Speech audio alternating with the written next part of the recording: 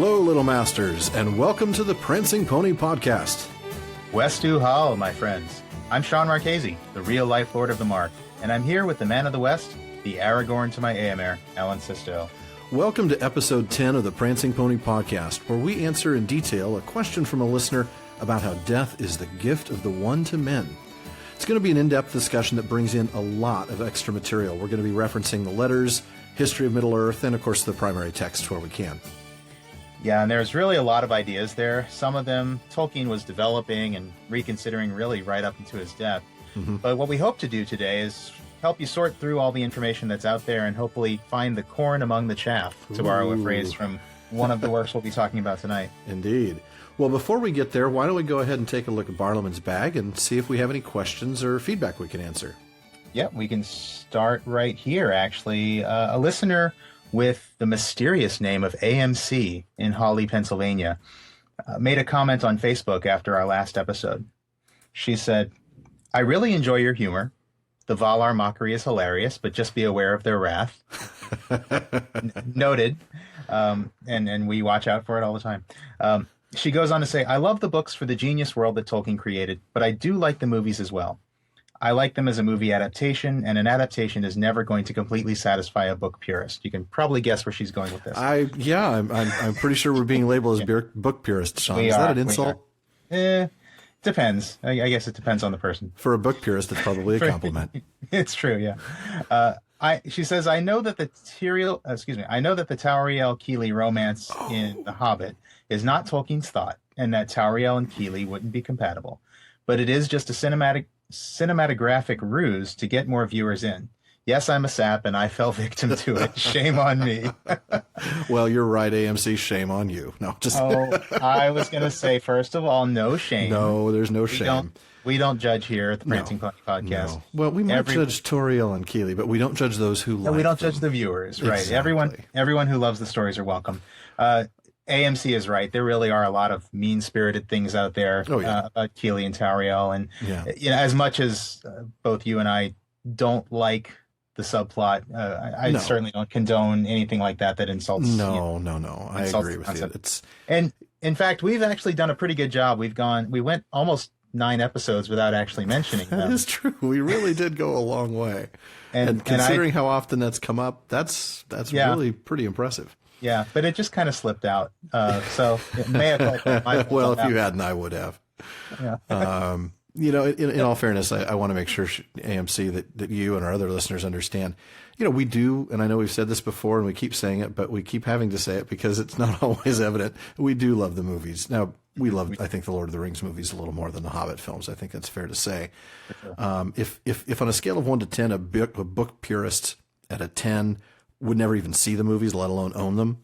And a 1 is somebody who's never read the books but loves the movies because, Legolas, man, we're probably around a 7 or 8, I'm guessing. Yeah, I would think I'm probably a 7 or 8. Yeah, that's what I'm thinking. I mean, I will always love the books more, but I enjoy the movies greatly. And, I waited until midnight for every one of them. I went to the Oscar parties for every one of them. And, I had an absolute blast. So why would I dislike the films? But with that said, of course, the Keeley Tauriel thing is probably the one pet peeve that just really steams me.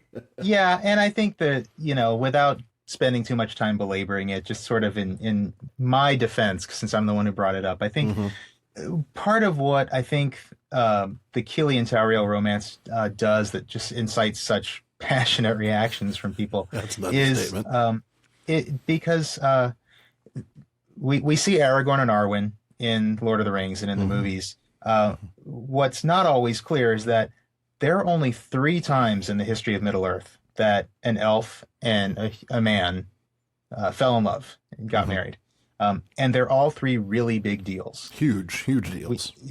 World-changing, history-changing events. Absolutely. And we're actually going to talk in this episode about the fact that elves and men are actually very similar. Tolkien even considered them technically the same biological race, with some very significant differences. So extrapolate from that, now you've got an elf and a dwarf. That should be a really big deal if it's going to happen. And I just kind of felt like by sort of putting it in there kind of in a cavalier fashion, I felt like it just sort of diminished some of, well, it certainly diminished Aragorn and Arwen for me, and Yeah, I think it that really was did. part of my reaction to it. Yeah. Well, So, I think it but even no diminished. judgment. Yeah, no, exactly. No, and there are people who are going to love that. And boy, I'm telling you, I don't know that there's any discussion.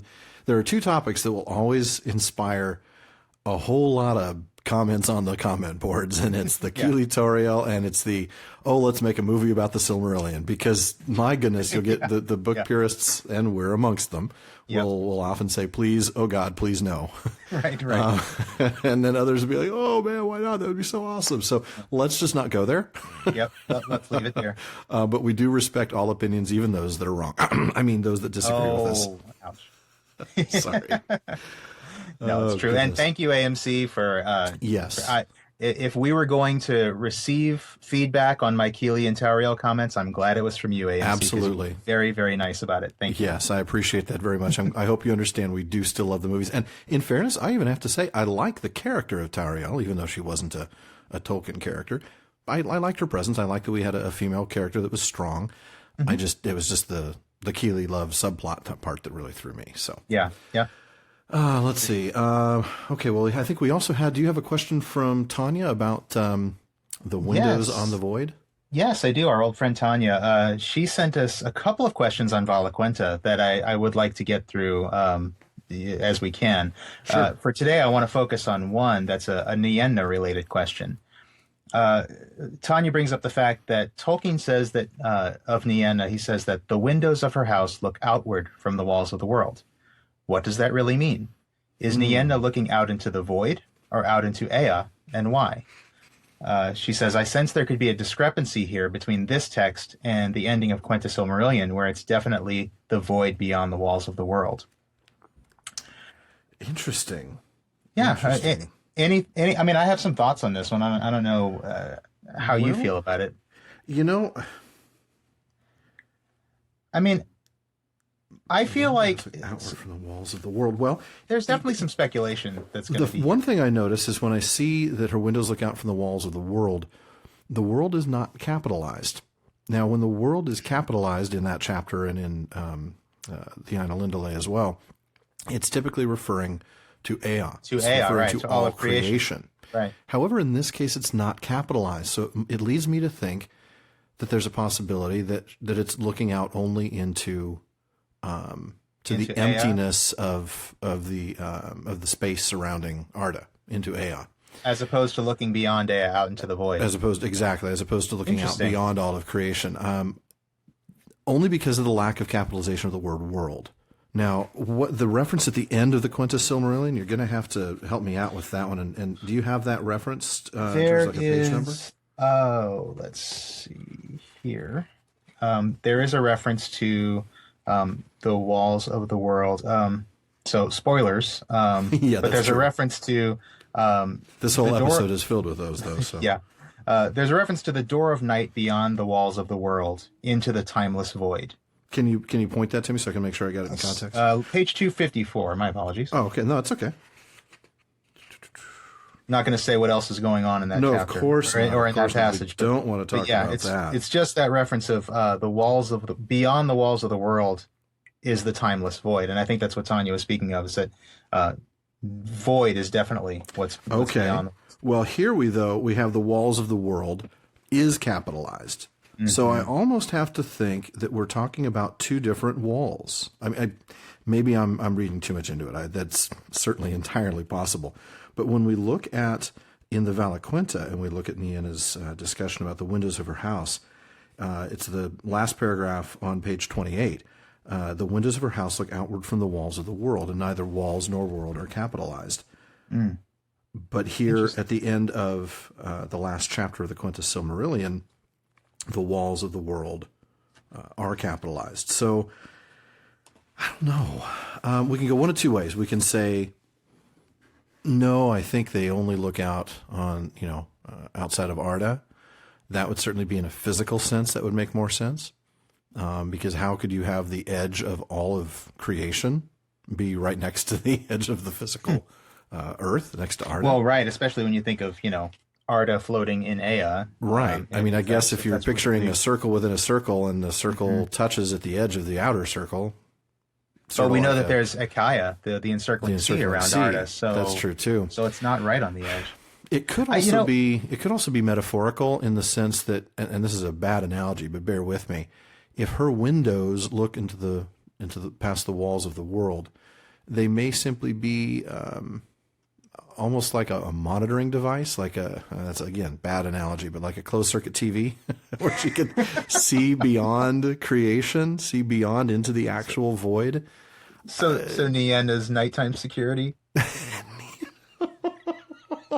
Check her off the list. We've made fun of Nienna. Picture now. you're some really ill-fitting, unironed uniform, sitting in a booth by the edge of the walls of the world. Yeah.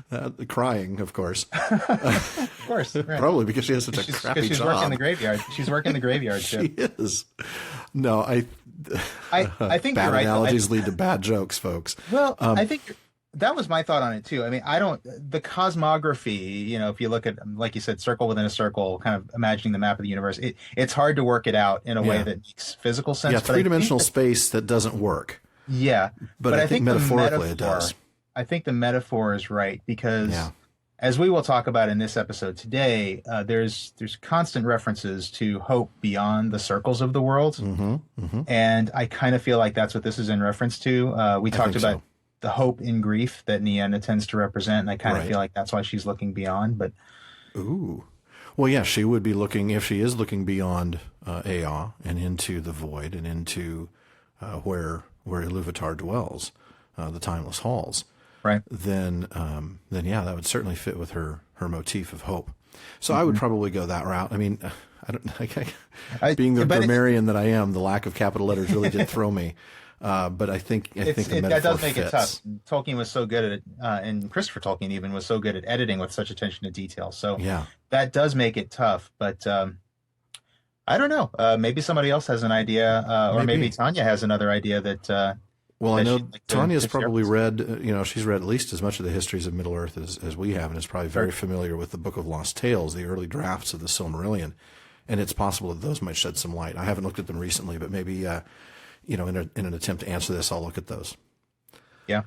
Well, thank you, Tanya, for that one. And, we'd love to hear your further thoughts. Stumper. But we also want to bring up one last question. We actually touched on it before. So I want to repeat the question that we brought up in episode 8. This came in from Allison in Haverhill, Massachusetts. You spoke wisely on topics obviously close to Tolkien's heart and mind.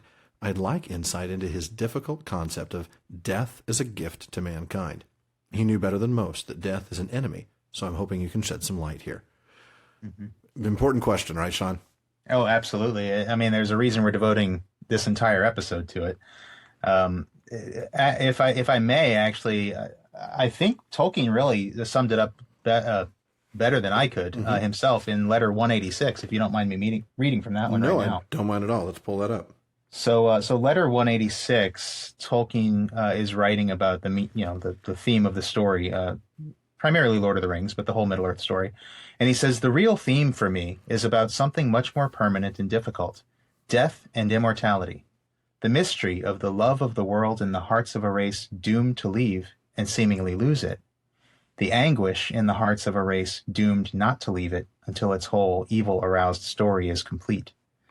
And that really is the theme. In his own words, that's the theme. And if we want to parse that out, I mean, as we'll see clearly, the race doomed to leave and seemingly lose the world is men, of course, the elves we will see are doomed to stay until the Earth story is complete.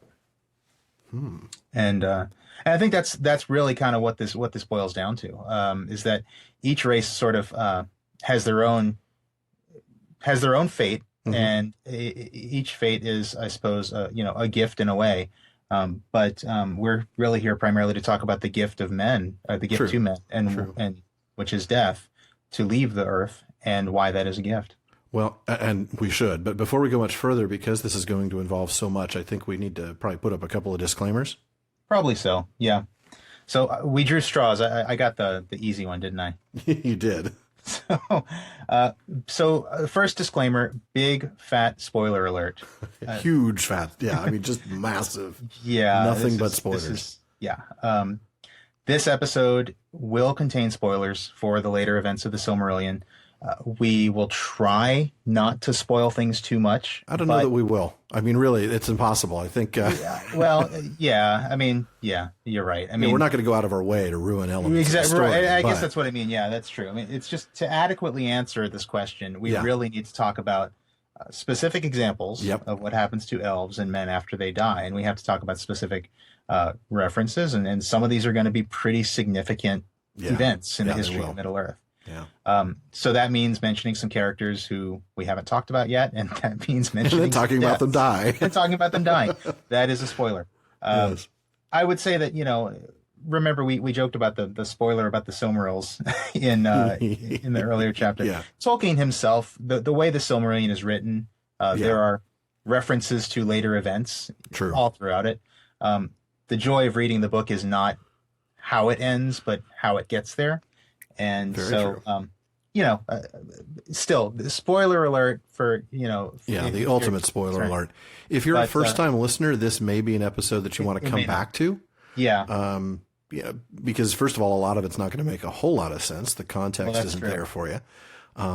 It's interesting. And, by all means, if you're not looking at this as, a story that I'm going to see unfold, but as, a bit of history, then go ahead and listen, because you're going to have some context to put this in later.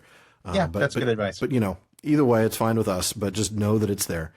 I drew the harder straw on this one. You did. There is another thing we want to talk about in terms of kind of a disclaimer. I know we've touched on a lot of theological points before, and it's because we talked about things like the creation of the universe. Kind of hard to avoid theological content in that discussion of cosmogony. But this one, because we're talking about life and death and the afterlife, will by necessity also bring up a lot of theological content and a discussion of Tolkien's worldview. So just understand that we're not here to push Christianity or to push Tolkien's Catholicism. We are here to discuss the piece, and that includes those elements, because that's part of the story and it's part of why it was written that way. So again, we ask that you refrain from, seeing us as proselytizing. And Sean doesn't even share my worldview on this, so he's certainly not proselytizing to something he doesn't believe. And I, of course, understand wholeheartedly that not everybody buys into this, as I have. So and I think it's important to note that. And I think it's important, and thank you for that, Alan. And I think it's also important to note that Tolkien was not attempting to proselytize. No, not at all. He left that to Lewis, as I've said before. Right. And we are merely representing the fact that, as a Catholic, as a Christian, Tolkien did have a specific worldview that did come into his stories because of his attempt to represent a universal truth, but it was not an attempt to proselytize or convert anyone or anything like that. So, again, if that kind of thing concerns you and you're listening, well, this might not be the episode for you. You might want to save it for another time, but, listen with an open mind. And, exactly. That's what and remember. Yeah, and remember that we're coming at this from different places, and so we're hoping to have an interesting discussion about it. Exactly. And then one last thing, this is less of a disclaimer and more of a warning, because this doesn't, typically, just so you kind of a little bit of behind the scenes, our typical podcast episode, we've got a couple of things open. We've got maybe an outline, and we have maybe, the copy of the Silmarillion in front of us, and that's it. And that feels overwhelming sometimes. Yeah. But because this is going to range over a whole number of books, both Sean and I each have like 4, 5, 6 books open on our desks. So there's probably going to be some moments where we're, maybe off mic and looking for something over here, and you're going to hear some page flipping, and you're going to hear me, kind of humming and hawing. It's going to be a bit more of the men behind the curtain today. Yeah. So just be patient with us. We're not going to edit that stuff out. This isn't about, making us sound good. This is about finding answers and really exploring the text. So you're going to be doing that with us, even as we flip pages. So just be forewarned. Indeed. Yeah. Thank you, Alan. Well, Sean, why don't you go ahead and get us started on the discussion itself?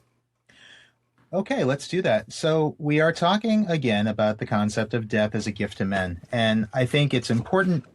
I think we need to start with the elves, actually. I agree. Because in the Silmarillion, we see that it is the elves who describe death as the gift to men. And that's right there in chapter 1. It's also even in the Tale of Aragorn and Arwen, which we've talked about a few episodes back. So I think what we want to do is we start by what happens to elves after they die, and then we'll start talking about what happens to men after they die. Well, yeah, it helps to give context for what happens to men, that we see that it's different from what happens to elves. And it's interesting that we're using elves as the control group and men as the as the stranger. That's true. That is weird. But the first thing I think we need to talk about with the elves is this word immortal that we throw around a lot when we talk about the elves. You keep on using that word. I do not think it means what you think it means. That's the wrong fantasy franchise. Oh, man. I threw you, didn't I? Sorry about that. Never go in against a Sicilian when death is on the line. Oh, man, we're going to be here all night, folks. Oh, man. So, yeah, this word immortal, it doesn't really mean immortal. In fact, in letter 208, Tolkien actually describes this, and I'm going to be the first one to flip through pages here. Woohoo! Tolkien actually describes this as, I said or meant to say that the message was the hideous peril of confusing true immortality with limitless serial longevity. Limitless serial longevity. That is an interesting way of putting it. That is an interesting phrase, yeah. Freedom from time and clinging to time, which will foreshadow what we'll talk about later. But yeah, limitless serial longevity. It's not that the elves never die. It is that they just live for a very, very, very long time, without limits within the space of Arda. One of the other way that he puts this is if you look at the peoples of Middle Earth. This is on page 380 of the Peoples of Middle Earth, if you've got that one handy. He says, not to die within the unknown limits decreed by the One, which at the most could be until the end of the life of the earth as a habitable realm. So what we take from that is that the elves live as long as Arda lives. Yes. They're bound to Arda, and they will not truly die. They will not truly be annihilated until Arda dies. Well, and we don't even know what happens then, whether they're annihilated or something else happens, and we don't know. That's true, and neither do they. They don't know what happens beyond that, although there are some interesting theories that hopefully we'll get into today. Oh, in the aftermath. Actually, before we go any further, I just wanted to throw something out that's in that letter. That's why I wanted to pull it up now. That actually addresses Allison's question almost directly, right before the portion you quoted. So again, this is letter 208 if you have the letters. He's, again, talking to somebody about the message. And he realizes, he says this, though it is only in reading the work myself with criticisms in mind that I become aware of the dominance of the theme of death. But certainly death is not an enemy. Now, that is a unique thing for a Christian to say. But what he's saying, of course, is in this text, in this story, death is not an enemy. So we're going to get to the idea of it being distinct from the way we view death, which is as an enemy, as we get back into the section of men. But I thought that was interesting because it really actually uses the words that Allison used in her question about Tolkien would have known, that death is an enemy. And here he's saying death is not an enemy in my story, at the least. And then he goes on to say exactly what you said about the line about limitless serial longevity.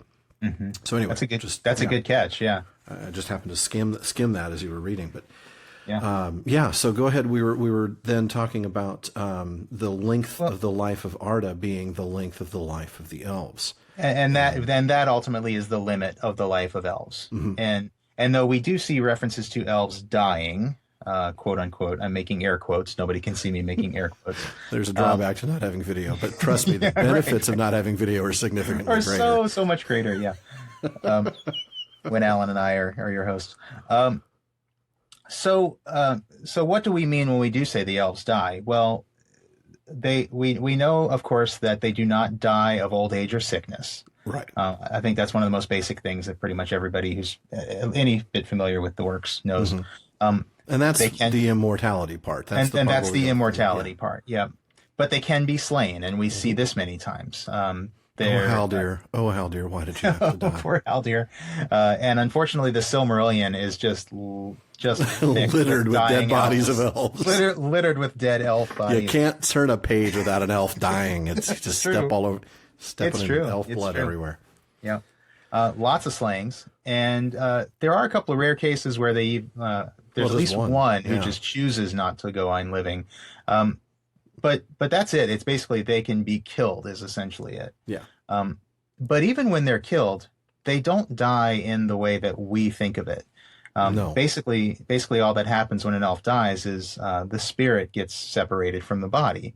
And I want to use the Quenya terms going forward for this. I agree. Because they're beautiful words. They are beautiful words, and they mean something just slightly ever so different from what we think of. That is true. They do mean something a little bit different. So the spirit is called Fea, and the plural is Fear, whereas the body is called Hroa, and the plural is Hroar. So that's Fear, not fear. It looks like fear, but with the dot over the E. Right. For those of you who are looking at it in words, it's Fear. Right. So the Fea, and of course we might recognize that prefix from a particular name of a famous elf. Mm-hmm. We might. Feanor. Feanor, the spirit of fire. Yeah. Mm-hmm. Yeah. Or also the Feanturi, the brothers, the masters of spirits, Irmo and Namo. Yeah. Yeah.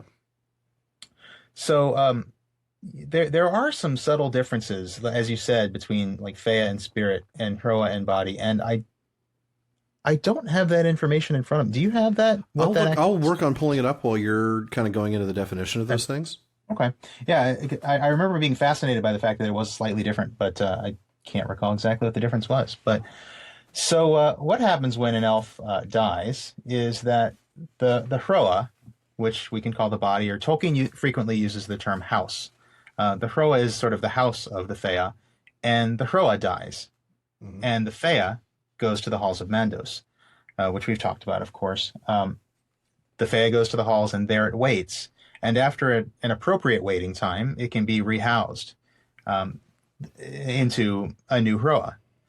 The waiting time is based on judgment. There definitely seems to be a bit of a moral component to that waiting time.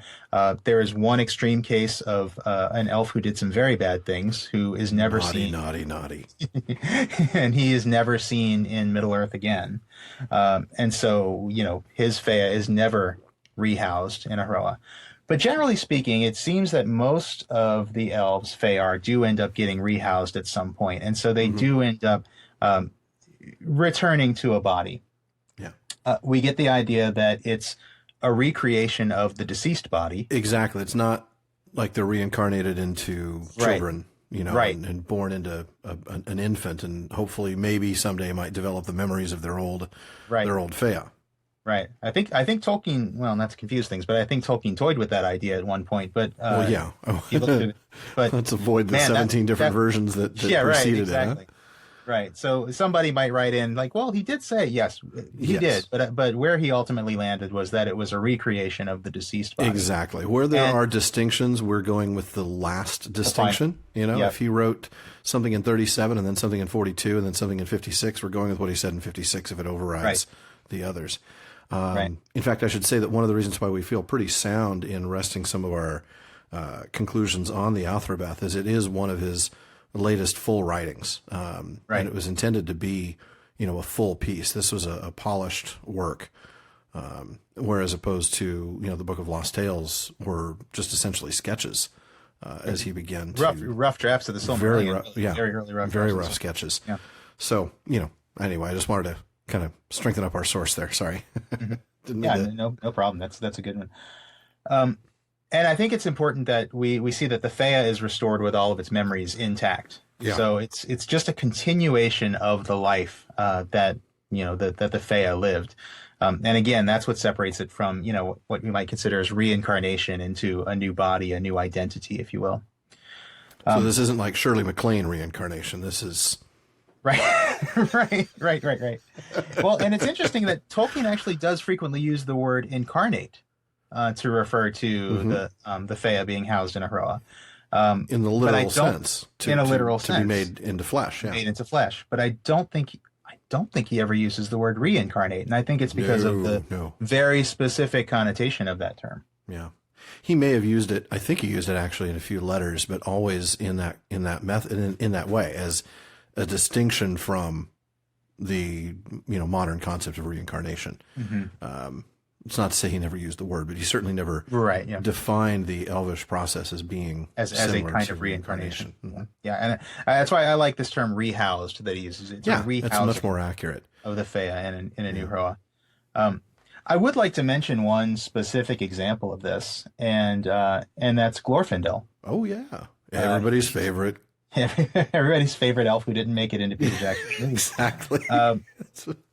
So Glorfindel is he's sorry, spoiler alert, he's going to be killed in the Silmarillion at the fall of Gondolin. He actually dies a very valiant death. Yes, he does.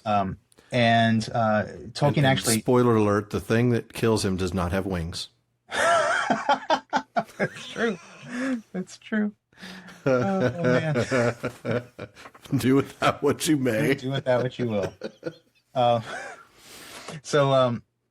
So actually, Tolkien wrote quite a bit about Glorfindel. A lot of it shows up in the Peoples of Middle Earth, which is one of the volumes of the history of Middle Earth. Well, shoot, it's not the volume I have in front of me. I have Morgoth's ring in front of me. Well, no, that's all right. I'll just read one little passage. Basically, he says that when Glorfindel of Gondolin was slain, his spirit would, according to the laws established by the One, be obliged at once to return to the land of the Valar. Then he would go to Mandos and be judged, and would then remain in the halls of waiting until Manwë granted him release. That pretty much sums up what there it is. To an elf. Yeah, between incarnations.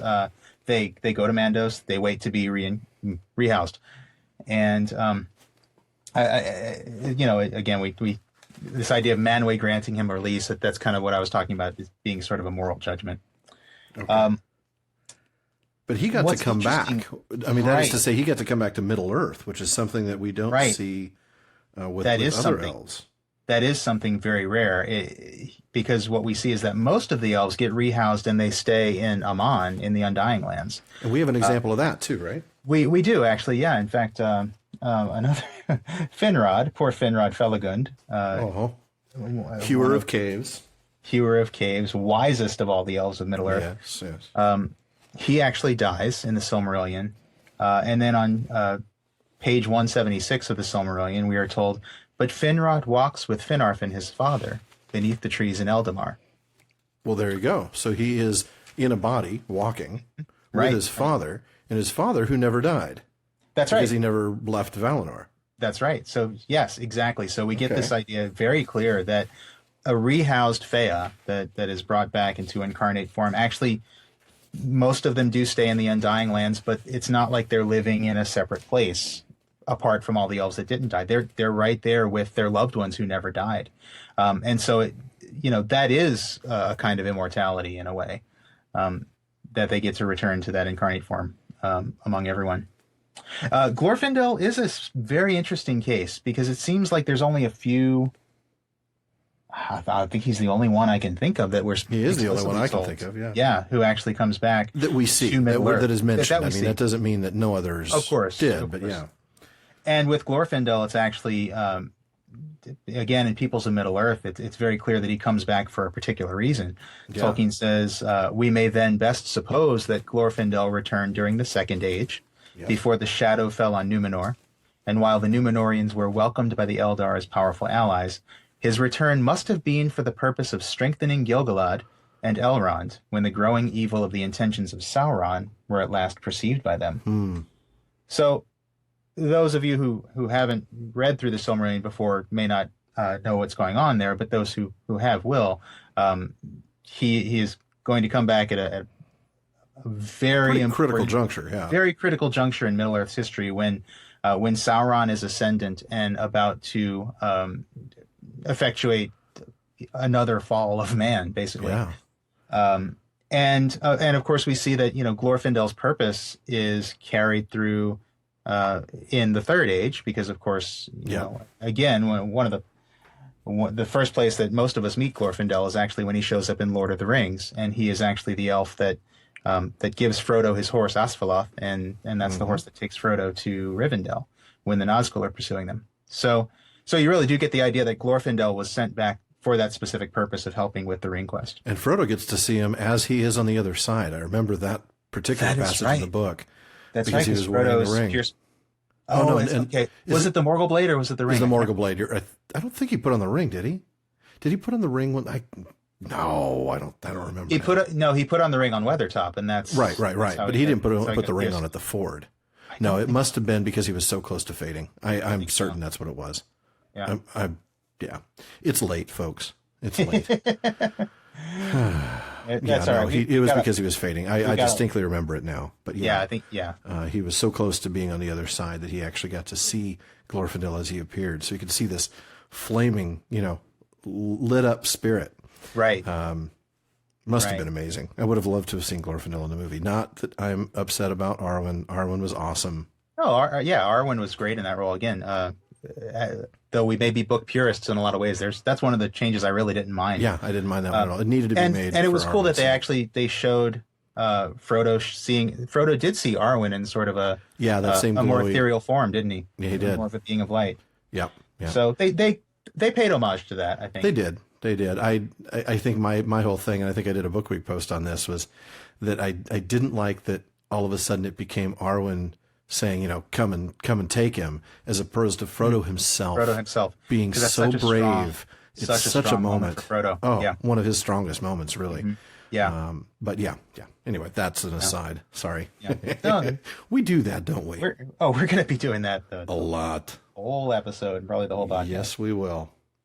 So Glorfindel's a very rare case, but a very rare case in the sense that he comes back to Middle Earth. But but generally speaking, the natural state of elves is to be rehoused and to live out the rest of Arda in an incarnate form. And now, did their souls, do their Fëa, I should say, does the Fëa of an elf who has died automatically return, like they have no control over it, or can they stay here because they don't want to go back to Mandos because they don't want to be, facing judgment? I'm thinking of bad elves. I'm thinking of Eöl, for instance, or they are not. They're not compelled. They are summoned, but they can refuse the summons. And there's something on that in.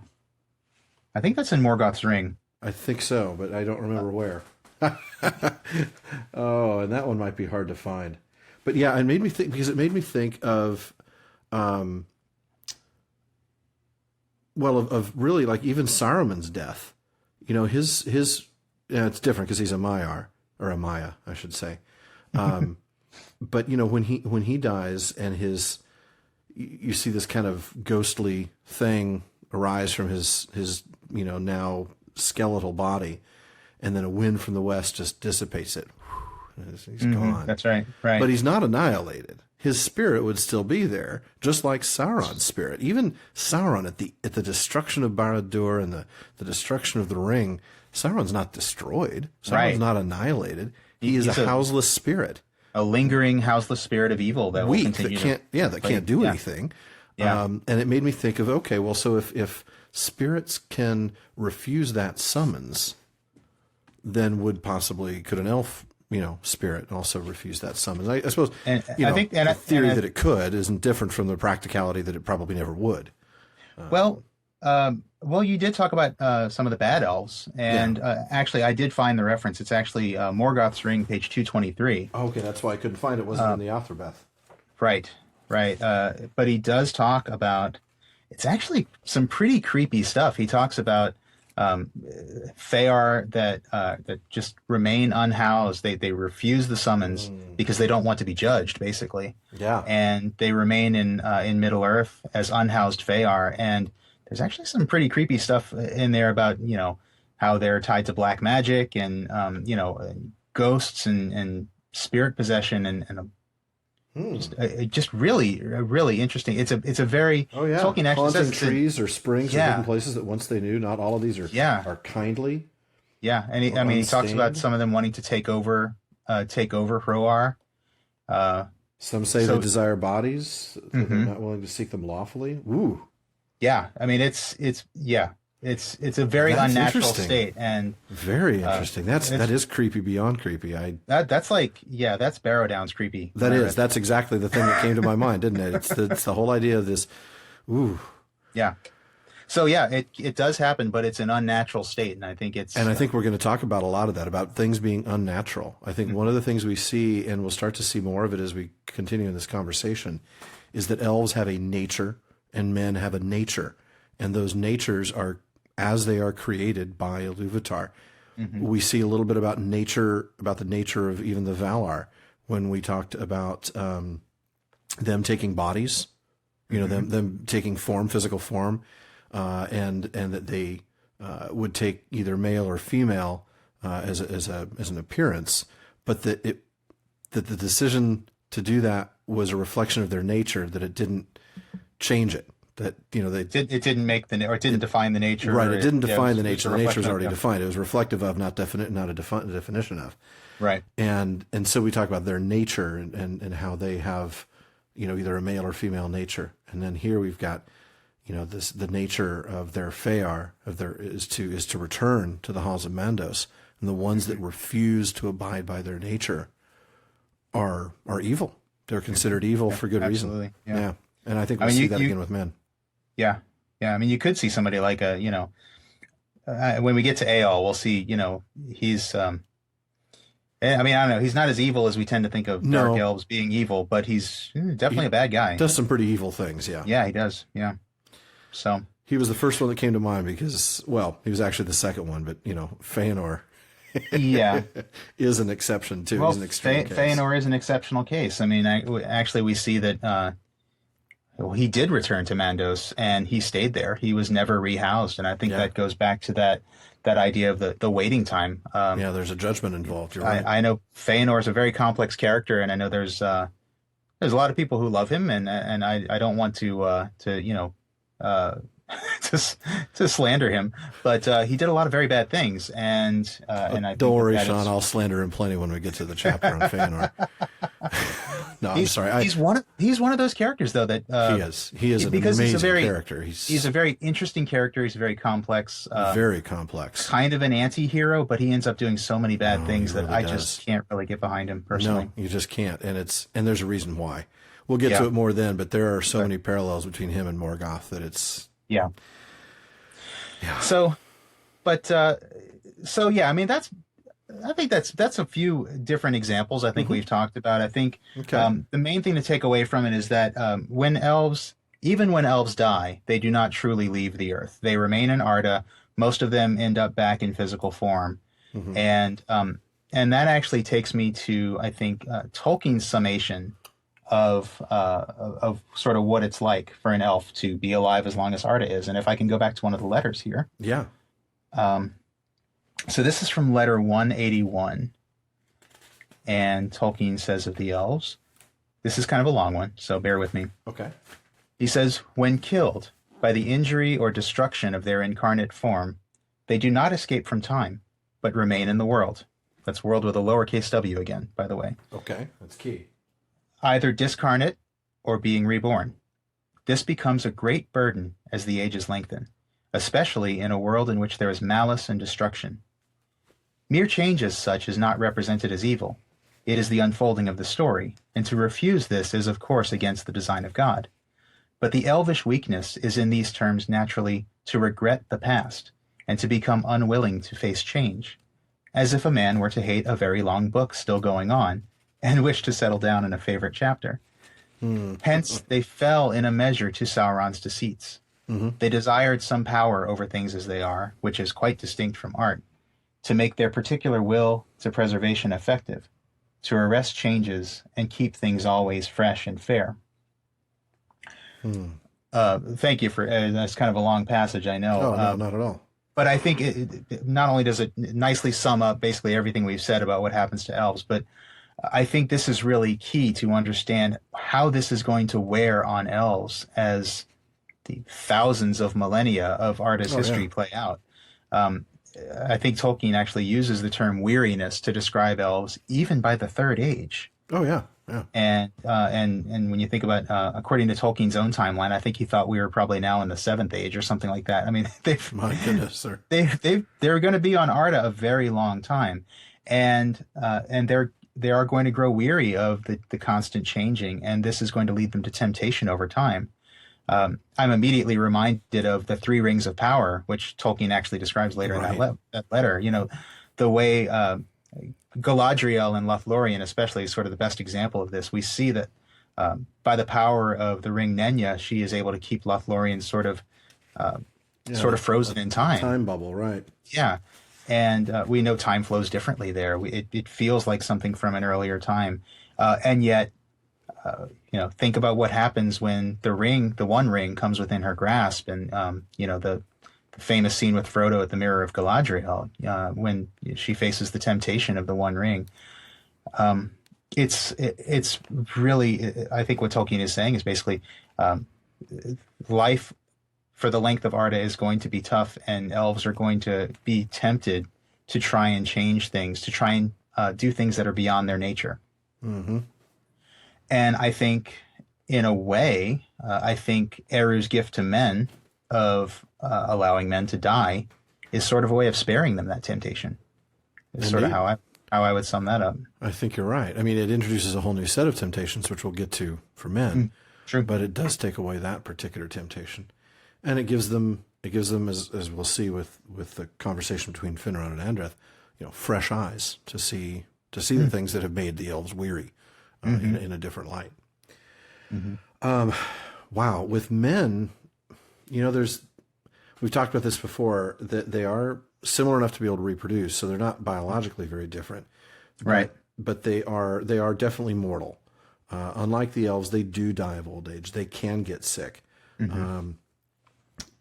But when they die, their Feah goes beyond the circles of the world, and but they don't know where, or at least the elves say they don't know where, and the men certainly don't know where. Right. That doesn't mean that the Valar don't know, or that Iluvatar doesn't know. Of course, Iluvatar knows. Right.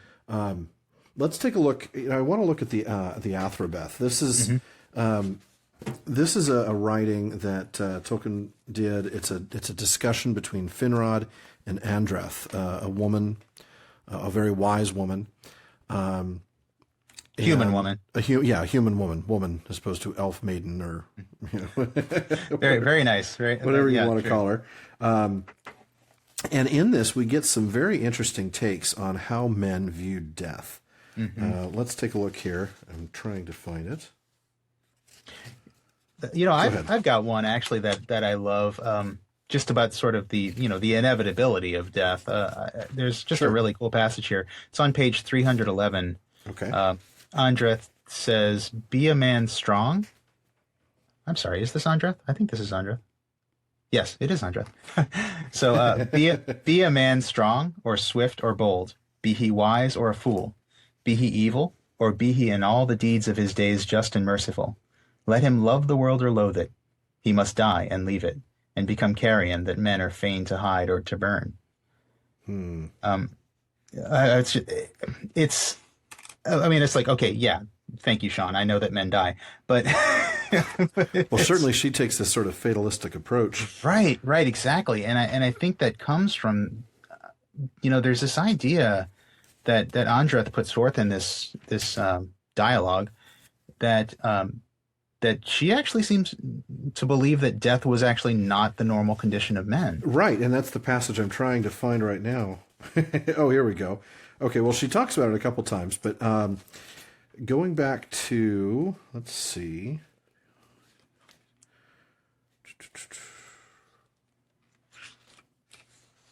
I'm so sorry for this. I'm not drawing a blank completely, but is it on 314 near the bottom? Well, that's the later one. That's the well-versed one. But so you're looking at she talks about it earlier because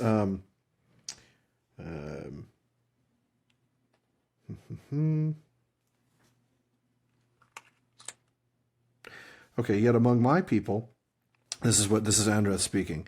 From wise unto wise out of the darkness comes the voice saying that men are not now as they were, nor as their true nature was in their beginning. And clearer still is this said by the wise of the people of Marach, who have preserved in memory a name for him that ye call Eru, though in my folk he was almost forgotten. So I learned from Adonel. They say plainly that men are not by nature short-lived, but have become so through the malice of the Lord of darkness, who they do not name. Mm-hmm. So she's, and we get another clear statement of it later, I think he said on 314, where it's clear they think that death is something that has been imposed on them. Right. And in fact, here we go on 310, Finrod asks and says, but who did you this hurt? Who imposed death upon you? Melkor, it is plain that you would say, or whatever name you have for him in secret. For you speak of death and his shadow, as if these were one and the same, and as if to escape from the shadow was to escape also from death. But these two are not the same, Andreth. So I deem, or death would not be found at all in this world, which he did not design, but another. Nay, death is but the name that we give to something that he has tainted, and it sounds therefore evil, but untainted, its name would be good. And that's where I think she and where early man erred. And here's the passage that we were originally talking about on 314, towards the bottom. Starting out with what Finrod says. To speak truly, said Finrod, I had thought that this belief of yours, that ye too were not made for death, was but a dream of your pride, bred in envy of the Quendi, to equal or surpass them. Not so, you will say. Yet long ere ye came to this land, ye met other folk of the Quendi, and by some were befriended. Were ye not then already mortal? And did ye never speak with them concerning life and death? Though without any words they would soon discover your mortality, and ere long you would perceive that they did not die. Not so, I say indeed, answered Andreth. We may have been mortal when we first met elves far away, or maybe we were not. Our lore does not say, or at least none that I have learned. But already we had our lore, and needed none from the elves. We knew that in our beginning we had been born never to die. And by that, my lord, we meant born to life everlasting without any shadow of any end. But I think she's making, and early men made a mistake in thinking that, I mean, this is true. They were meant for everlasting life. They were meant for an eternal life. But they weren't meant for an eternal life on Arda. They weren't meant for an eternal life in the Hroa in which they are born. They are meant for an eternal life outside the circles of the world. So it's a misunderstanding. A misunderstanding by early men of what eternal, what everlasting life what really everlasting means. life is. Everlasting life does not mean that your body keeps on going. It means that your soul keeps on going. And I think what happens is we go back to what Finrod said about how this has been tainted and it's got this evil name to it because the shadow has tainted it. That death, in fact, was a gift and would have been looked upon as a good thing because it would send you home, so to speak. In fact, we get that later. We'll get to a passage in the Akalabeth where men are told, your home is not here. Your home is not Arda. This is a temporary place. Your home is elsewhere. And if that be the case, then wouldn't it be good to go home? So, yeah, I mean, what I'm seeing here is that early man made a mistake, and they were duped into it by Melkor, by Morgoth at that point, but into believing that, death was this big, scary thing. And, of course, they don't know, not with a certainty, what happens to them, whether it's eternal life with Iluvatar, whether it's annihilation. They have no way of knowing with absolute certainty, but they can hope, and they can hope in Iluvatar. And one thing that I think is so interesting about that is Finrod doesn't really he doesn't judge for this belief. It's he sees it as folly and he corrects it according to what he understands from having talked to the Valar themselves. But he doesn't take a superior or a haughty stance with her. Maybe a little bit at times, just because just because he's trying to steer her back on course, right? But what's interesting is this is Andreth is she's not an Easterling, she's one of the Edain, she's one of the elf friends, a pious human of Beleriand and one of the wisest. Absolutely, one who was loved by an elf. Actually, yeah, not that's Finrod, right. That's right. Yeah. Finrod's brother. Ignor? Was it Ignor? I don't remember now which one it was. Uh, but it's interesting that I don't know, this is one of the wise and of the Edain. These are the good men, the good humans, and even she didn't understand or couldn't wholly believe that death could be a gift. She believed it was an evil. Even though if you look deep enough into some of the stories behind that fall, you see that the three houses of the Edain were actually the ones who left and who tried to improve their lot and tried to seek the truth. Mm-hmm. Well, I like what you pointed out about Finrod's kind of, kind responses. He says something here to her that I really like. Right after she's talked about that, they have a brief dialogue, and then he says, "In that the Eldar would say that they err. To us, your claim for men is strange and indeed hard to accept for two reasons." So he's pointing out the flaws in her logic. "You claim, if you fully understand your own words, to have had imperishable bodies, not bounded by the limits of Arda, and yet derived from its matter and sustained by it. And you claim also, though this you may not have perceived, to have had Hroar and Fear that were from the beginning out of harmony. Yet harmony of Hroar and Fear is, we believe, essential to the true nature unmarred of all the incarnate, the children of Eru." So, yeah, this is... So there's that. So that's help me parse that. So that's the idea that it's not that the Fea isn't you. It's not your identity. It's a combination of Hroa and Fea, and that the two are meant to be together. The two are meant to be linked. The two are linked. I mean, we know that the idea of a Fea without a Hroa is a repulsive thought to Finrod. Mm-hmm. And maybe that's more the Elvish notion. That's true. Maybe it is because they come to. I mean, because again, we're talking about elves that are bound to Arda, at least as far as we know, and they are always, well, not always, but usually going to be rehoused into a Hroa, whereas men are sort of made for something more. So maybe it's just Finrod applying, Elvish thought and Elvish standard to men. True. That's where true. He shouldn't. That's interesting, though.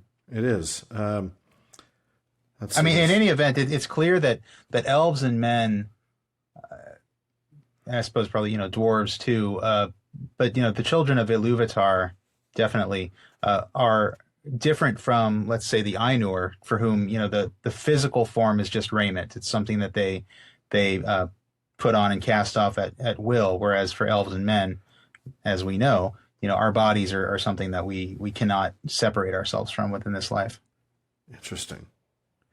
Well, he does go on to talk about it a little bit more, and I don't want to get too far into the weeds on this because there's a lot more to go. But if we go to 316 and we go to the bottom, he gets a little bit more clarity on this idea of the disharmony. He says, "The shadow may have darkened your unrest, bringing swifter weariness and soon turning it to disdain, but the unrest was ever there, I believe. And if this is so, then can you not now perceive the disharmony that I spoke of? If indeed your wisdom had lore like to ours, teaching that the children are made of a union of body and mind, of Hroa and Fea, or as we say in picture, the house and the indweller. For what is the death that you mourn but the severing of these two? And what is the deathlessness that you have lost, but that the two should remain united forever? But what then shall we think of the union in man, of an indweller who is but a guest here in Arda?" And this comes back to the concept that men are guests. Mm-hmm. That's the whole point here, that this isn't their home. So what shall we think of the union in man, of an indweller who is but a guest here in Arda and not here at home, with a house that is built of the matter of Arda and must therefore here remain? That's what he's talking about the disharmony. The disharmony is your body is made of earthly stuff, but your Fea doesn't belong here. So there is a disharmony. If you're telling me that you were never meant to die, then you're telling me that Iluvatar's purpose from the beginning was that you would have a spirit that's never at rest here because this isn't your home and doesn't belong here, and a body that can never leave here. That's not much of a gift. Mm-hmm. So I think he's trying to point out that sort of disharmony there. Right. That's a good point. But that explains it. Yeah. Yeah, you're right. It does. Well, and that's actually probably a good segue. You brought up you brought up how this is at odds with what Iluvatar intended for men. I think that is so tied up with this whole question, isn't it? It really is. Of whether, obviously, Finrod's perspective. Well, yes, of course you're made to die because you die, and Melkor could not make that so if Eru did not. Right. If that wasn't Eru's plan. Yeah, the intention all along was for your bodies to cease to live. Mm-hmm. That was Eru's plan, not Morgoth's plan, not Melkor's plan. And it's because you don't belong here. You're guests, and your home is somewhere else. Finrod understood that, but I think the fear of death that had been cast over early man by Melkor really made it hard for Andrath to understand that or to accept that. Right. But she wasn't the only one. You can skip forward a few thousand years, as we're going to do here, and go to the Akallabeth and see that the same thought process still goes on. But in this chapter, in this passage, we're going to get a little bit more about Iluvatar's purpose. So let me find that real quick. Okay, it's on page. We're going to start on page 264 of the Silmarillion. This is in Akallabeth. This is in the story of Numenor.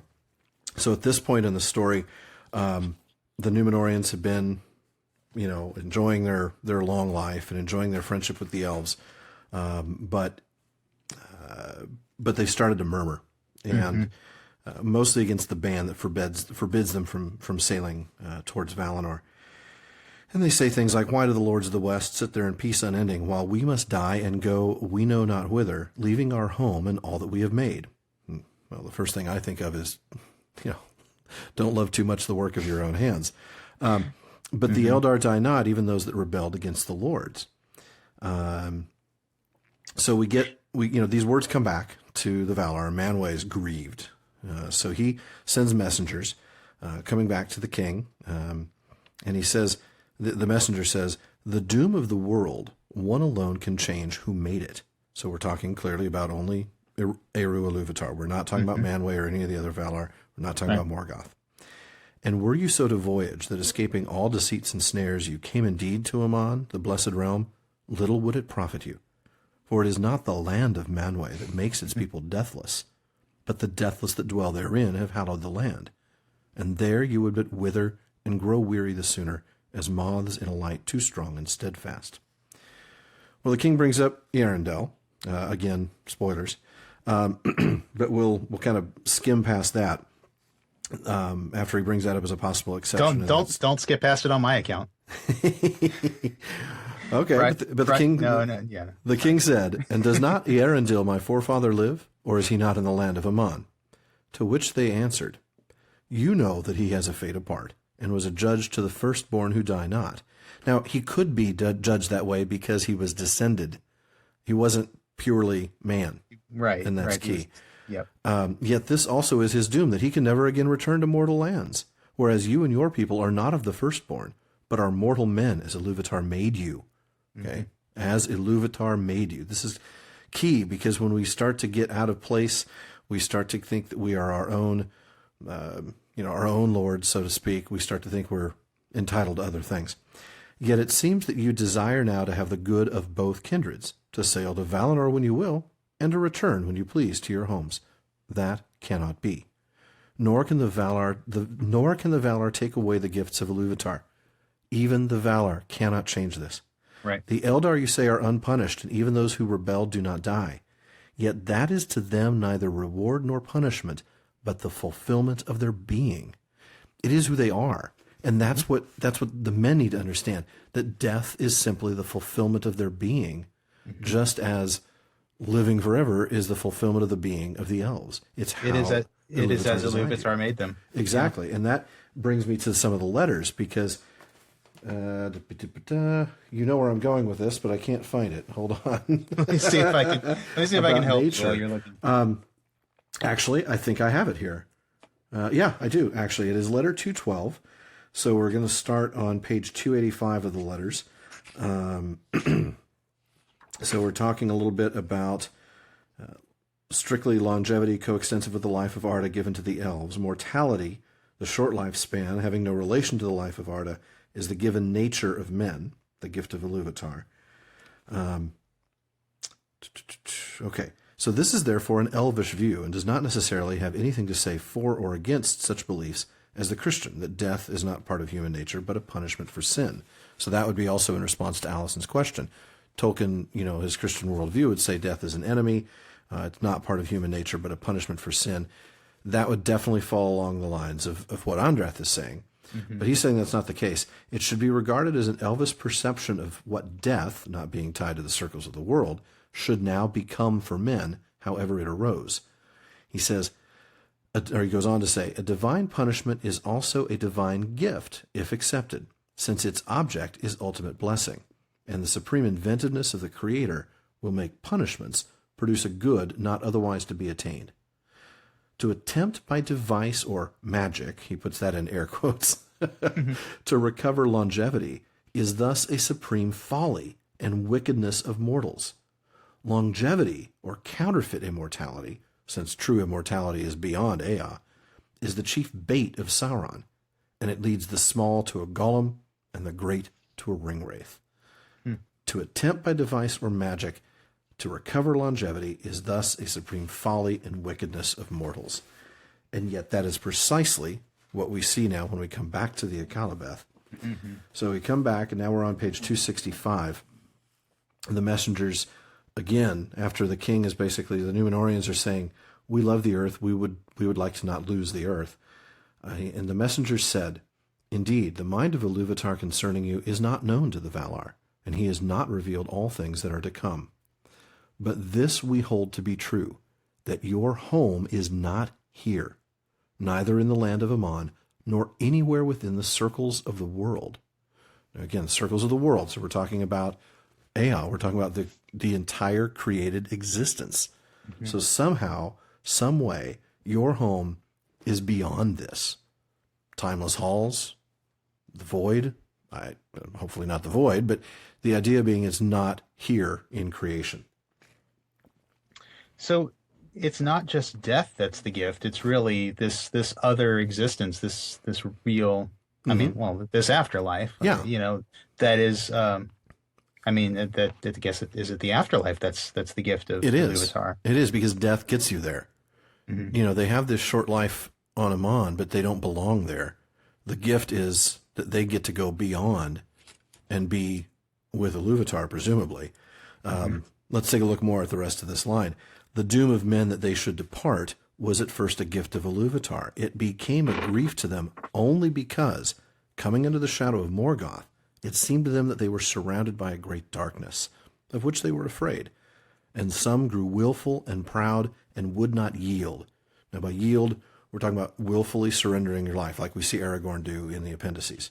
I was just thinking about that. Until life was reft from them. Now, we, the elves, because these messengers are coming to Númenor from Tol Eressëa and from Valinor, right. We who bear the ever-mounting burden of the years do not clearly understand this. I get the feeling that if an elf was given the opportunity to simply lay down their life, some of them might be very happy to do so. Absolutely, yeah. But if that grief is returned to trouble you, as we say, then we fear that the shadow arises once more and grows again in your hearts. So then they again warn them. I love. I just want to.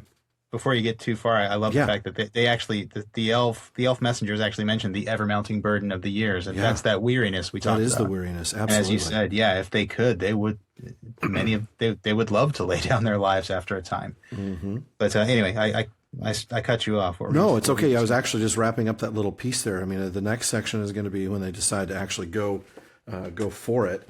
Hold on. Which let's not spoil that. Yeah. Well, we will, but only in a few more minutes. But yeah, I mean, this is this idea that these men are short-sighted.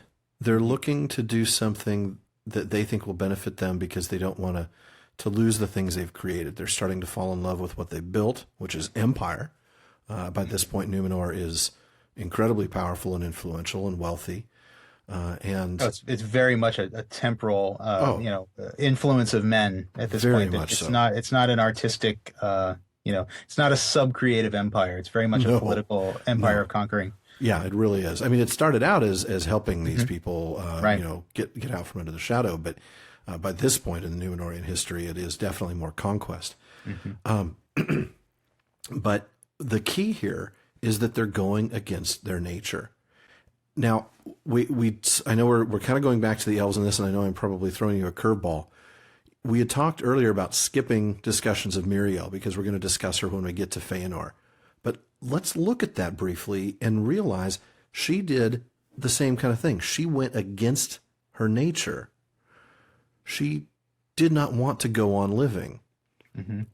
She laid down and died. Now, that choice of hers, one could say, led to a whole string of problems. And Tolkien even says that. Oh, yes, he does. Which letter is that he says that? Even the text of the Silmarillion kind of makes it clear. But yeah, you're right. There is a letter specifically. There's a letter where he specifically mentions Miriel. One elf chose to die, and all sorts of, and that was a really bad idea. Began. Well, right. let me pull that up real quick because that is really relevant. But as we look that up, my thinking though is just that what she did was against her nature. And when we act against our nature, whether it's elves or men, bad things happen.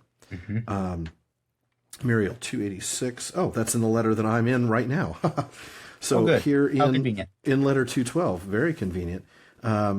Yes, he says, in the elvish legends, there is record of a strange case of an elf, Miriel, mother of Feanor, that tried to die, which had disastrous results, leading to the fall of the high elves. So that's then he goes on to talk about the elves were not subject to disease but could die. But this didn't lead naturally to death. They were rehabilitated and reborn and eventually recovered memory of all their past. They remained identical. But Muriel wished to abandon being and refused rebirth. And there's an asterisk and a footnote that says in a note apparently added later, it was also the elvish and uncorrupted Numenorian view that a good man would or should die voluntarily by surrender with trust before being compelled, which we saw with Aragorn. This may have been the nature of unfallen man, though compulsion would not threaten him. He would desire and ask to be allowed to go on to a higher state. Then he goes on and he ties that into some Catholic things. He talks about the Assumption of Mary. I'm not going to get into that because I'm not familiar with that as a Protestant myself. But pre-fall, her destiny was far higher. Okay, that goes on a lot more into detail than I'm not going to be familiar with, and I think it's probably not really relevant to our conversation. But the idea being, though, again, she was doing something that was against the nature of the elves. The elves were supposed to be, rehoused. She wished to abandon being. She didn't want to be anymore, and that led to massive problems. And there is a, I think it's in Morgoth's Ring. There's a long dialogue of the Valar as they are sort of deciding what to do with Miriel. Oh, yes, you're right.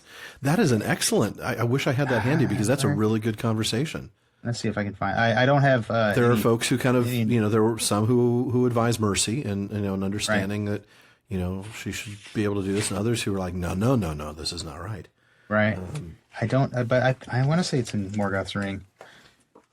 Anyway, we don't have to go down that road, but it underscores the fact that this was against her nature, and that's what I was. Valar really didn't know what to do about it. They spent a lot of time in discussion. Yeah, Manwë, I believe, went to Eru and asked Eru for guidance. Yep. There was. It is in Morgoth's Ring. I'm looking at I'm on page 230 something, and it's already happening here. But yeah, it's just an interesting idea that Yeah. And I wasn't intending to go there and to talk about Muriel, but realizing that the key here is about doing things that are against one's nature. Right. No, you're absolutely really does tie us back to her because she's a good example of it happening on the elvish side, and we need to see some examples of it happening on the human side, and we're about to do that by going back to the Akalabeth. So now we're at the kind of the peak of their power. At this point, they're almost entirely evil now. The Numenorians, Ar-Pharazôn has conquered Sauron. Well, he went to go threaten Sauron, and Sauron said, "I surrender." Came back to him. Air quotes. Yeah, I surrender. Surrender. You might want to take me with you because really I wouldn't be a very good, you don't want to leave me here. Right. So he comes back and he, of course, twists Ar-Pharazôn and basically tells him you need to go wrest eternal life from the Valar because you deserve it. You rock. You deserve everything. Here's your participation trophy.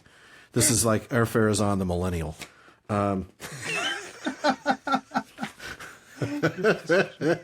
Oh man, we're definitely gonna get some mail for that. Oh boy, we are, because I'm sorry, millennials. I apologize. I'm just a little bit older than you are, and anyway, it's late. We're not saying all millennials are seduced by Sauron or are entitled. I love this the way Sauron does it, though. He's so, and again, this is another example of Tolkien using words to great effect. This is Sauron's honey-laden lies. The Valar have possessed themselves of the land where there is no death, and they lie to you concerning it, hiding it as best they may, because of their avarice, and their fear lest the kings of men should wrest from them the deathless realm, and rule the world in their stead. And though, doubtless, the gift of life unending is not for all, but only for such as are worthy, being men of might and pride and great lineage, yet against all justice is it done that this gift, which is his due, should be withheld from the King of Kings, Ar-Pharazôn, mightiest of the sons of earth, to whom Manwë alone can be compared, if even he. But great kings do not brook denials, and take what is their due. I mean, Ar-Pharazôn couldn't do anything but give it a try. Right. Well, your Sauron voice made me want to give it a try. So, well, that's Sauron the Deceiver. Sauron the Deceiver. Yeah. And it's just so funny that he, it's the exact opposite of the way things really are. As you said, the elves told the Númenóreans that and we've talked about this, that they're not immortal. The Valar and the Eldar are not immortal because they live on the Undying Lands. The Undying Lands are the Undying Lands because the Undying live there. I know. And Sauron plays on that fear and that pride that you were better than you were made for something more than this. Right. Not everybody deserves it, but you deserve it, don't you? You know you deserve Ar-Pharazôn. Oh, man. It's and thus Ar-Pharazôn decides to do it. So, but this is where we get about nature. I mean, we were talking about this beforehand. When you do something against your nature, it's interesting to see how nature responds. Now, of course, this is nature under the command of at least Manwë, if not Ilúvatar. Now, aforetime in the Isle of Númenor, the weather, we're at the bottom of 276, was ever apt to the needs and liking of men. Rain in due season, and ever in measure, and sunshine, now warmer, now cooler, and winds from the sea. Sounds like Orange County. I love it here. It's just always, the weather's always right. I have to get you out here to Texas. It's why we pay the big bucks, right? Yeah, it's why our property taxes are through the roof. What were the property taxes like in Númenor? I guess it depended on where you live. And when the wind was in the west... I'm sure the faithful probably got taxed. The faithful got hammered, I'm sure, at the end. Oh, you're a faithful. Wow. Yeah. And when the wind was in the west, it seemed to many that it was filled with a fragrance, fleeting but sweet, heart-stirring, as of flowers that bloom forever in undying meads and have no names on mortal shores. Cue big heavy storm clouds. But all this was now changed. For the sky itself was darkened, and there were storms of rain and hail in those days, and violent winds. And ever and anon a great ship of the Númenóreans would founder and return not to haven, though such a grief had not till then befallen them since the rising of the star. And out of the west there would come at times a great cloud in the evening, shaped as it were an eagle, with pinions spread to the north and the south. And slowly it would loom up, blotting out the sunset, and then uttermost night would fall upon Númenor. And some of the eagles bore lightning beneath their wings, and thunder echoed between sea and cloud. Then men grew afraid. Probably a good thing to do. Behold, the eagles of the lords of the west, they cried. The eagles of Manwë are come upon Númenor. And some few would repent, but others hardened their hearts. and they shook their fists at heaven. Yes, the lords of the West have plotted against us. They strike first. The next blow shall be ours. These words the king himself spoke, but they were devised by Sauron. But it gets worse. Mm-hmm. It's not just lightning and hail and clouds that eclipse the sun. It's now the lightnings increased and slew men upon the hills and in the fields and in the streets of the city. And a fiery bolt smote the dome of the temple and shore it asunder, and it was wreathed in flame. So really, and then the last portent came. They heeded it little, for the land shook under them. So now we have earthquakes. Now Owl's getting involved, yeah. And a groaning as of thunder underground was mingled with the roaring of the sea, and smoke issued from the peak of the Meneltarma. But all the more did Ar-Pharazôn press on with his armament.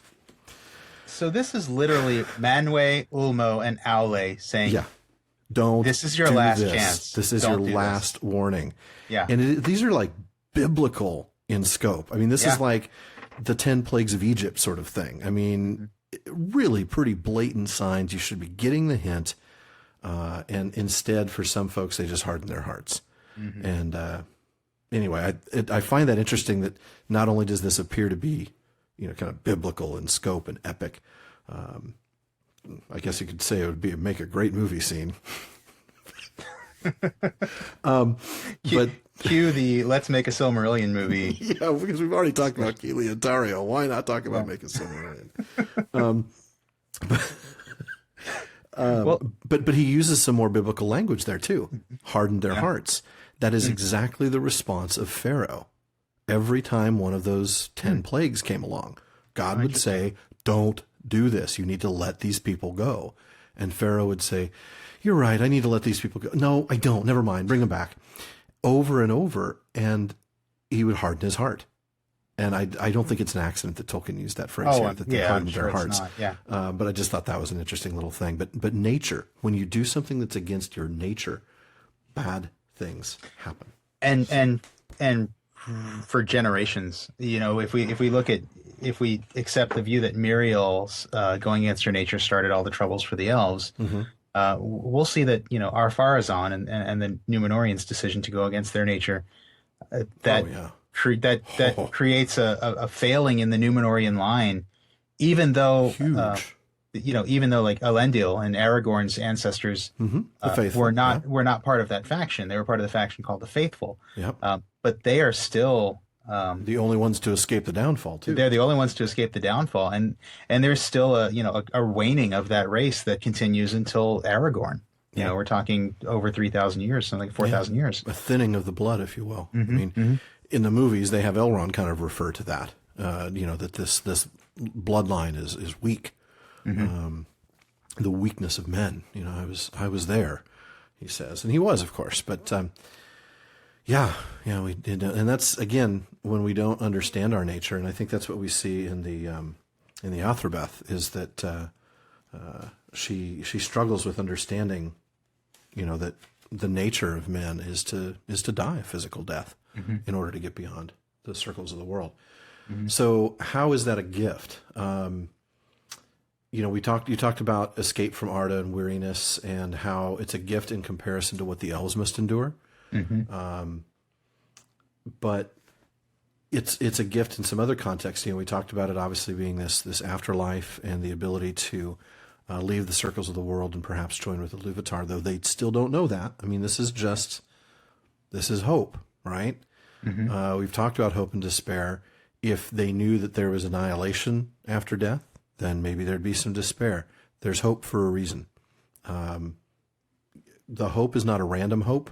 We talked about this a couple weeks ago, I think, when we talked about the difference between the Sindarin word Estel and what was the other kind of hope again? Amdir, I believe it is. Amdir, yeah, you're right. Yeah. And Amdir is the blind hope, but Estel is that would be the hope more like, than that. Like I hope I win the lottery tomorrow, as opposed to, I have hope in some person, I have hope in my son, or I have hope in my wife, or I hope in my whoever, and I'm hoping in a person. Now that person may still fail me because they're flawed, but in this situation, the hope is in a different person, and it's the person of Eru, it's the person of Iluvatar. Right. And in that case, they're talking about the creator and their own creator and the creator of all that is. So they have pretty good reason to hope that if his purpose was, if their created nature was to die, then their hope is well founded that something better for them is outside the circles of the world. Mm-hmm. Well, and this concept of Estel versus Amdir is really explored in the Athrobeth, and it is, and well too. Yes, and Finrod actually, we think of Estel as hope, as you said. It's Aragorn's name. We talked about that a few episodes ago. Finrod actually translates it as trust at one point in here, and he says it is not defeated by the ways of the world, for it does not come from experience, but from our nature and first being.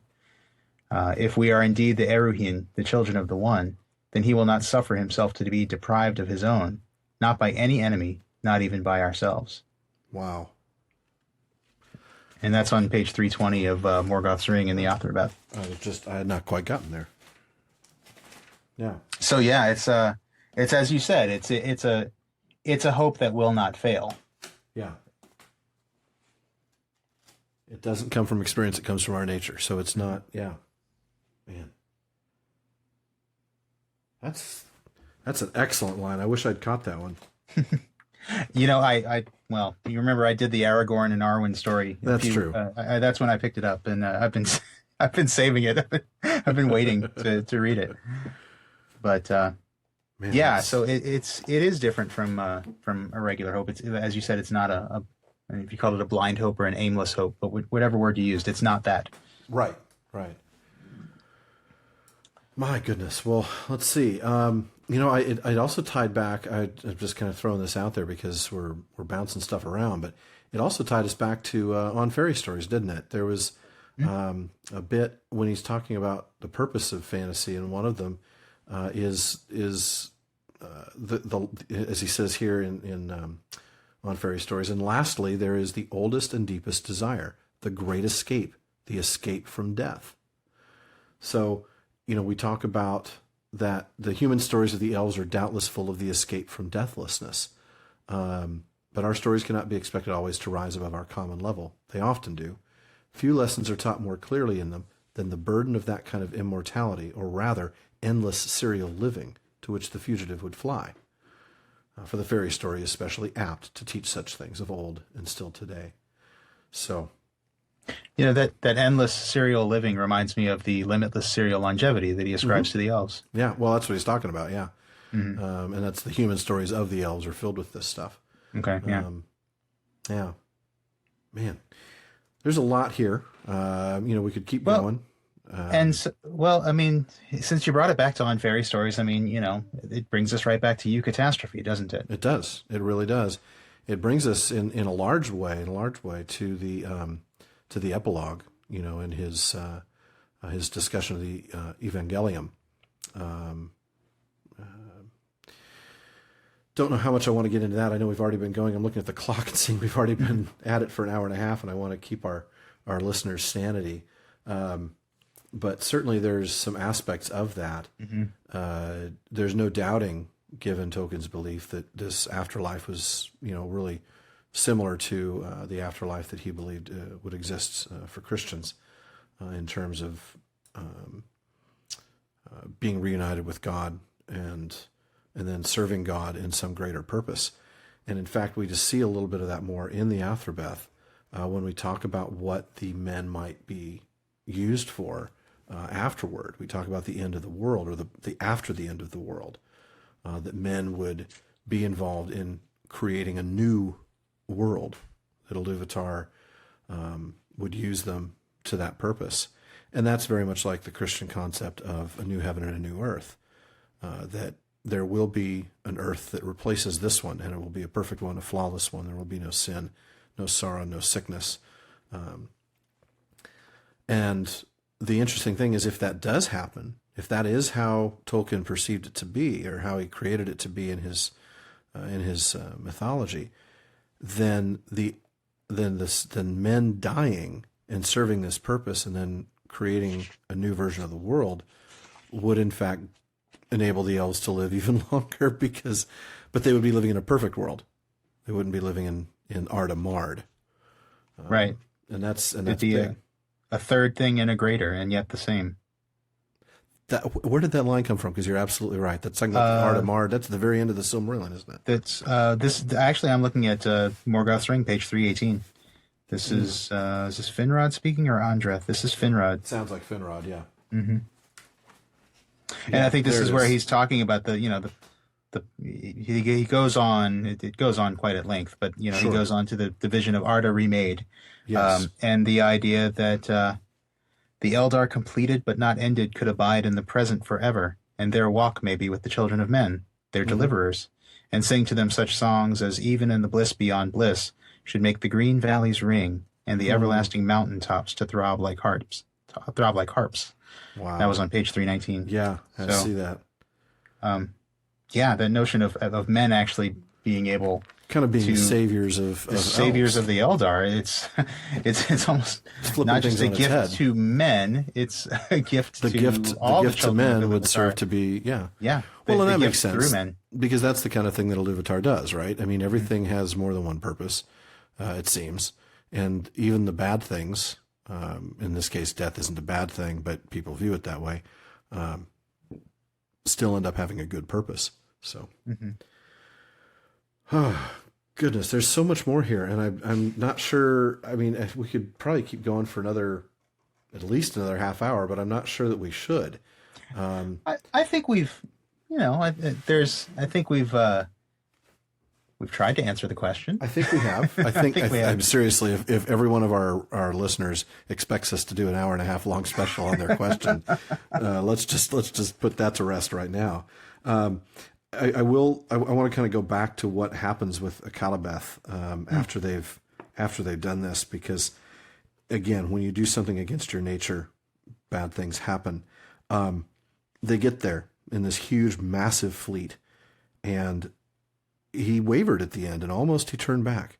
Mm-hmm. His heart misgave him when he looked upon the soundless shores and saw Taniquetil shining, whiter than snow, colder than death, silent, immutable, terrible as the shadow of the light of Iluvatar. But pride was now his master, and at last he left his ship and strode upon the shore, claiming the land for his own if none should do battle for it. And a host of the Númenóreans encamped in might about Tuna, whence all the Eldar had fled. But now we're done. Manway's like, you know what? Is this it? Manway upon the mountain called upon Iluvatar, and for that time the Valar laid down their government of Arda. But Iluvatar showed forth his power, and he changed the fashion of the world. And a great chasm opened in the sea between Númenor and the Deathless Lands, and the waters flowed down into it, and the noise and smoke of the cataracts went up to heaven, and the world was shaken. And all the fleets of the Númenóreans were drawn down into the abyss, and they were drowned and swallowed up forever. But Ar-Pharazôn the king, and the mortal warriors that had set foot upon the land of Aman, were buried under falling hills. There it is said that they lie imprisoned in the caves of the Forgotten until the last battle and the day of doom. Not a pleasant fate for Ar-Pharazôn. They have to wait there until the end of the world. They don't get to go beyond the circles of the world. You want eternal life? You've got it. You're going to get eternal life in Arda, imprisoned in a cave. Yeah, be careful what you wish for. That is like, I mean, that's a Dante-esque punishment. Isn't it? It is. That's exactly what I was thinking. It is just twisted, but in a very just way. Well, absolutely, yeah. So, wow. And you see, that has repercussions not only for the Númenóreans, but the entire Earth. Oh, yeah. The shape of the Earth is changed, literally changed. We go from a flat Earth to a spherical Earth at that point. Mm-hmm. Yeah. My goodness. Man. Well, we could. So there you go. Yeah. Death is a gift. Death is a gift. It's a gift. We get to get out of here. It's a great thing. And we are going to get out of here. How's that for a segue? Ooh, this nice wraps it up for this episode of the Prancing Pony Podcast. Thanks again for joining us. Be sure to come back in 2 weeks for Chapter 3 of the Silmarillion, of the coming of the elves and the captivity of Melkor. Well, that'll be fun. And it should be shorter. As always, if you need, won't make any promises. No, that's true. We keep saying it's going to be shorter, and then it's not. I mean, really. Like before, if you need cheap paperbacks to mark up, please use the links on our library page at prancingponypodcast.com. And if you haven't done so already, please subscribe to the podcast. We're on iTunes, and we're also on Google Play Music now. They've launched podcast support for Android. You can also subscribe through whatever your favorite podcast app is, and we have tutorials on the website that show you how. Yes, thank you, Sean, for creating those. Oh, my pleasure. The things I do when we don't have a recording in a week.